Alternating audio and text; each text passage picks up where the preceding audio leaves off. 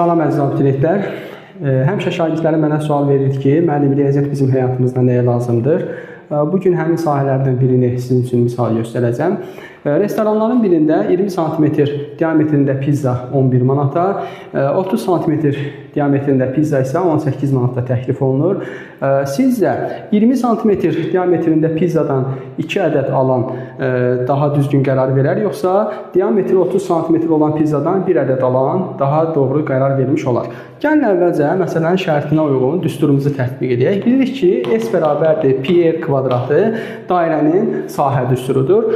Birinci pizzamızın diametri 2r bərabərdir, demək ki 20 sm, o da bərabərdir, demək radiusumuz 10 sm olduğunu alırıq. Onda birinci pizzamızın sahəsi S1 bərabərdir, pi vurulsun 10-un kvadratı bərabərdir 100 pi santimetrin kvadratıdır və mən 2 ədəd aldığıma görə həmin qiyməti 2-yə vursaq 2S1 bərabərdir 2 vurulsun 100 bərabər 100 pi, daha doğrusu o da olunacaq 200 pi santimetrin kvadratı. İkinci pizzamızın sahəsini təyin etsək, demək S2 bərabərdir. Demək buradan əvvəlcə radiusu təyin edək. Demək 2r bərabərdir 30 yazsaq, radiusumuz bərabərdir 15 santimetrə.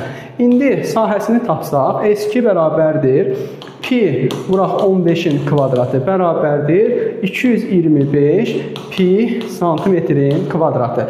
Demək, birinci pizzadan 2 ədəd alaramsa, 11 vurulsun 2 bizə verəcək 22 manat.